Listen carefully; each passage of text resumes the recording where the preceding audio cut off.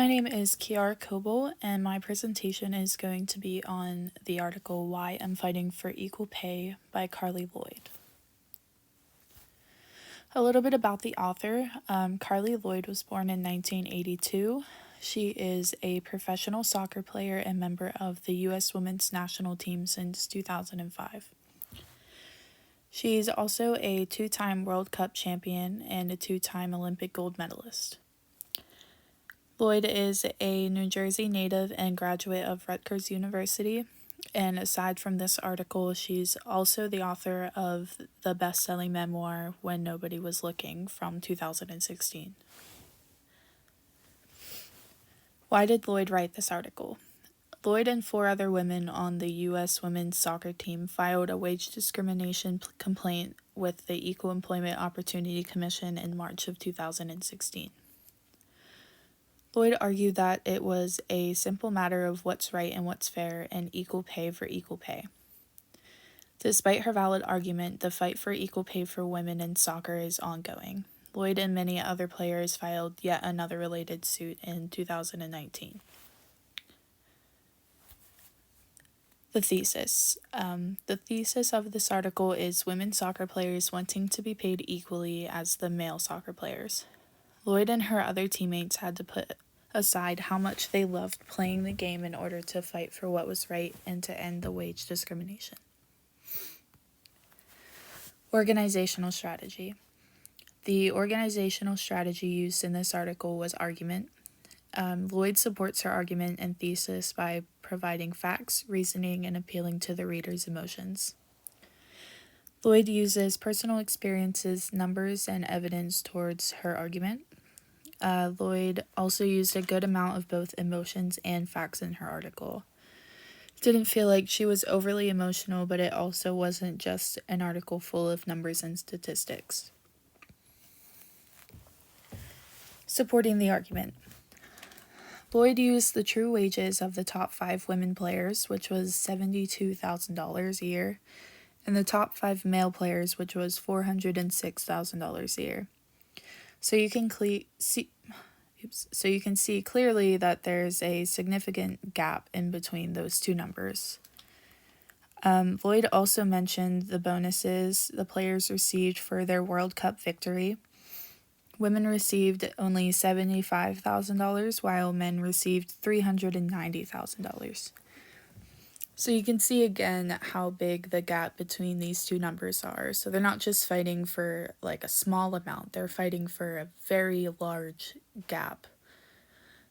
After making the World Cup teams, men would receive $69,000, while women would only receive $15,000. Lloyd also mentioned that while traveling for her job, she received $60 a day. This was to go towards food, while male player Michael Bradley received $75 a day. They said that the reasoning behind this was that women tend to be smaller than males, so they were giving them less money to go towards food. How is the argument compelling?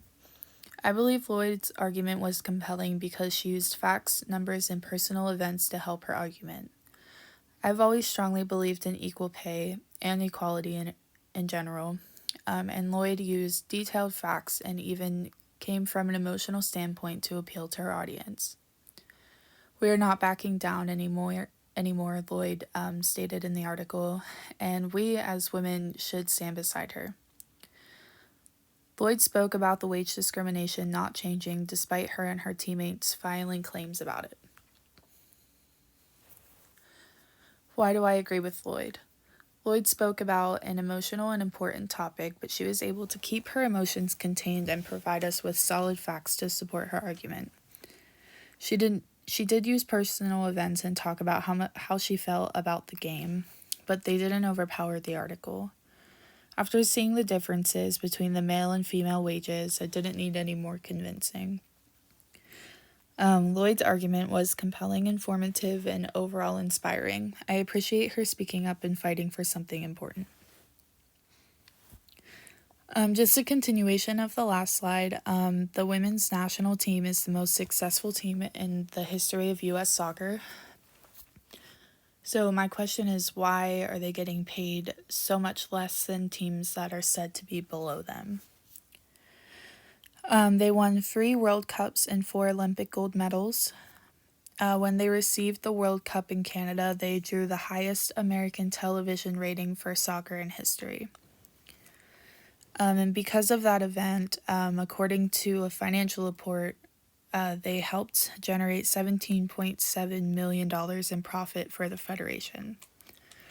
So if they're bringing in this much money for the Federation itself, why are they still paying them so much less than other teams who aren't getting this much attention?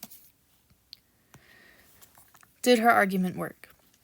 Considering all of the facts on the last slide, the team decided to present a proposal for increased compensation.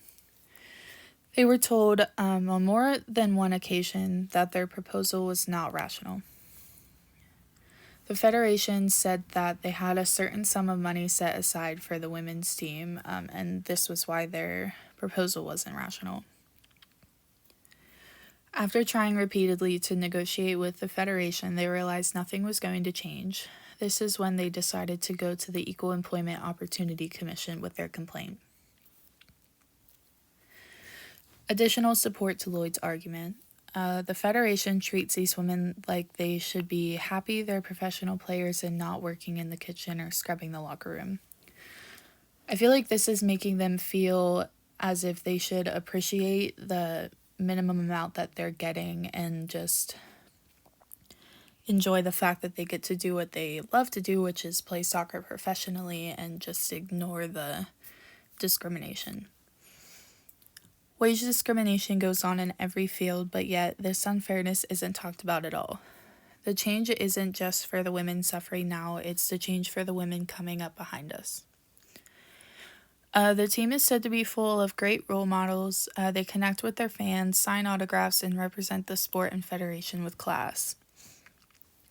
The team is still continuing to do all of those things. They're still choosing to support the Federation, who isn't supporting them and giving them what they deserve. They're not doing this just for the money. It's about doing the right thing, which is fighting to be treated how they deserve no matter their gender. Just some discussion questions. 1, Carli Lloyd called for equal pay for equal pay. Is play really work? Should Olympic athletes get paid? Why or why not? And what about college players?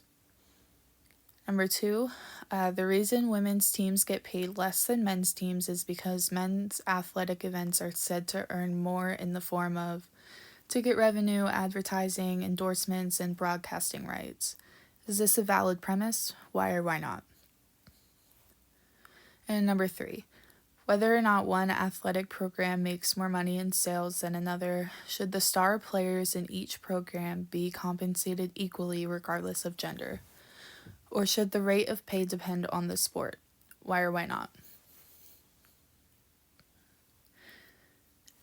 Thank you for listening. I hope this presentation gave you more insight on a big problem the world is facing, but yet not talking about.